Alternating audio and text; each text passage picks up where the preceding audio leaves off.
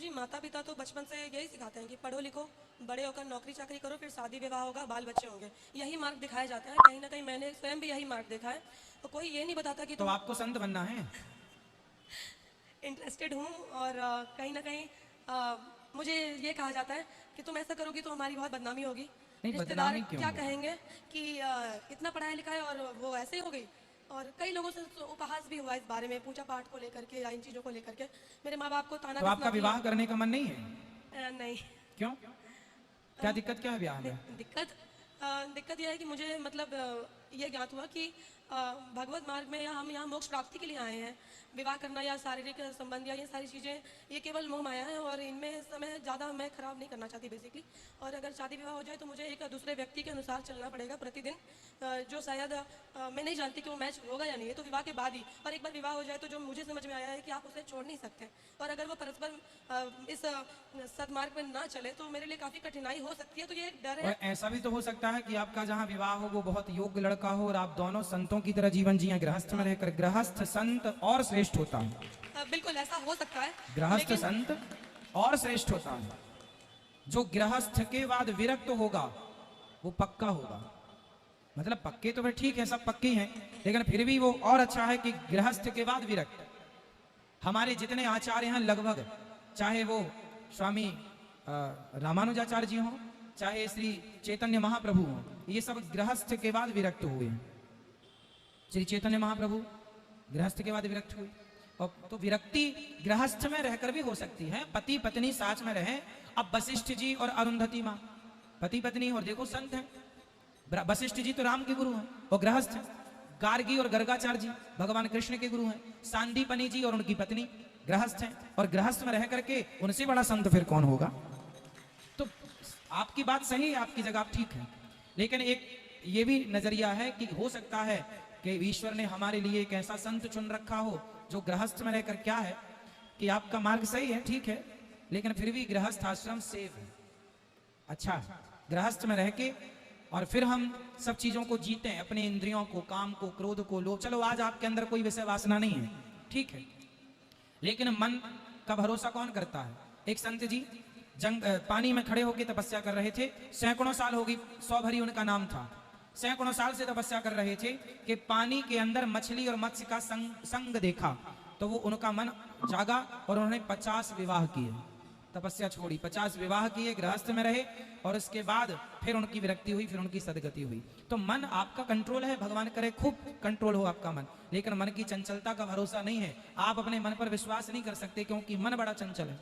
इसलिए मेरा मानना है कि आप गृहस्थ में रहकर भी भगवान को प्राप्त कर सकते हैं और आपकी मन विरक्ति की है तो आप स्वतंत्र हैं। गुरुजी क्योंकि लाखों करोड़ों लोग आपको फॉलो करते हैं, तो आप अगर ये मैसेज देंगे तो मुझे विश्वास है कि सब इसको मानेंगे कि अपने बच्चों को अगर हम घर पे बचपन से अध्यात्म की ओर, भगवत प्राप्ति की ओर, मोक्ष प्राप्ति की ओर अगर हम उन्हें ज्ञान दें, अपने धर्म के बारे में ज्ञान दें, जो कि ज़्यादातर लोग नहीं देते समय के कारण या स्कूल की पढ़ाई या ऐसे वैसे, तो अगर आप कहेंगे तो संत आखिर बनेंगे कैसे जब हम बचपन से उन्हें कुछ ज्ञान देंगे तब। हम तो कहते हैं कि आप गृहस्थ में जाओ और जितने पुत्र हों आपको सबको संत बना डालो, इससे बड़ी सेवा नहीं हो सकती कुछ। आपके ऐसे विचार, पवित्र विचार हैं तो आप गृहस्थ में जरूर प्रवेश करो और खूब संतान उत्पत्ति करो और खूब संत बनाओ। एक से बढ़कर एक संत होने चाहिए, 2-4 हम तो कहते हैं एक बेटा एक्स्ट्रा पैदा करो केवल संत के लिए, ये संत बनेगा। तो संतों की जो कमी है वो थोड़ी पूरी होगी और संतों का होना बहुत जरूरी है। गुरुजी हम लोग जब बाहर जाते हैं पूजा स्थल पे, रेलवे स्टेशन, कहीं भी, तो जैसे हम लोग जानते हैं कि हर बच्चे में भगवान का रूप होता है, कह लो श्री कृष्ण का रूप होता है छोटे बच्चों में। पर कुछ बच्चे गलत राह पे चल रहे हैं माता पिता की वजह से या कुछ ऐसे, मतलब जो हमें परेशान करते हैं कि आप हमें 10 रुपये दे दो, 5 रुपये दे दो, या तंग करते हैं, कपड़े खींचते हैं, कई पैर पकड़ लेते हैं। छोटे बच्चे, मुझे पता है कि वो अज्ञानता में ऐसा करते हैं, क्योंकि उन्हें कुछ लोग भटका देते हैं कि जाओ यहाँ ऐसे पैसे मांगो, लोगों को पैर पकड़ो तो लोग देंगे तुम्हें 100, 200, 500, 1000, तुम कमा लोगे, कह दो कि मैं अनाथ हूँ। तो ऐसे सिचुएशन में मैं कई बार उन्हें मना कर देती हूँ कि नहीं मैं नहीं दूंगी, मेरे पास होते हैं पर मैं नहीं देती, क्योंकि मैं जानती हूँ कि गलत मार्ग में चल रहे हैं। तो क्या इसका पाप पुण्य, क्या इसका छोटे छोटे बच्चों को तो आप उनसे कहो बेटा आप भीख मत मांगो, हम आपको पढ़ाते हैं, चलो आप कहाँ पढ़ना चाहेंगे वहां पढ़ाएंगे। पढ़ाने के लिए आप उनको, आप मतलब हर शहर में, हर चौराहे में ये बच्चों का भीख मांगने का पूरे देश की ये समस्या है। तो मैं इस पे कई बार बोल चुका हूं कि जो उस शहर के लोग हैं, बुद्धिजीवी हैं, पढ़े लिखे हैं, आप सब एक कमेटी बनाओ और जितने भीख मांगने वाले बच्चे हैं उन सब बच्चों को कहो कि बेटा तुम्हारी जो जरूरतें हैं, तुम्हें कपड़ा चाहिए हम देंगे, शिक्षा चाहिए हम देंगे, चलो पढ़ो, हम तुम्हारी फीस भरेंगे, आप लोग मिलजुल के उनको पढ़ाओ लिखाओ। और यदि वो पढ़ने लिखने लग जाए तो वो देश का भविष्य बन जाएगा, और यदि नहीं पढ़े, वो भीख ही मांगे, तो फिर FIR दर्ज करा के उनसे कहो कि भाई ये तो धंधा बनाए, हम तो हेल्प करने को तैयार हैं। इसका पता चल जाएगा कि वो धंधा है या जरूरत है। एक होता है धंधा, एक होती है जरूरत। मैं जरूरत है तो आपसे मांग सकता हूँ 2 रुपया या 1 गिलास पानी, और कुछ लोगों का धंधा ही है कि भाई मांगना ही है, तो धंधा करना गलत है, जरूरत के लिए मांग लेना सही है। और यदि आप हेल्प कर पाए उन लोगों की, अब जैसे गौरी गोपाल गुरुकुल में 100 बच्चे पढ़ रहे हैं, सब गरीब परिवार के बच्चे हैं, हमसे जितना बन पड़ा हम 100 बच्चों की हेल्प कर पाए, आप 2 बच्चों की करो, आप 4 बच्चों की करो, आप 10, जितना ईश्वर ने आपको लायक बना, अपने आप पूरे देश की हेल्प हो जाएगी। ये समस्या देश की खत्म।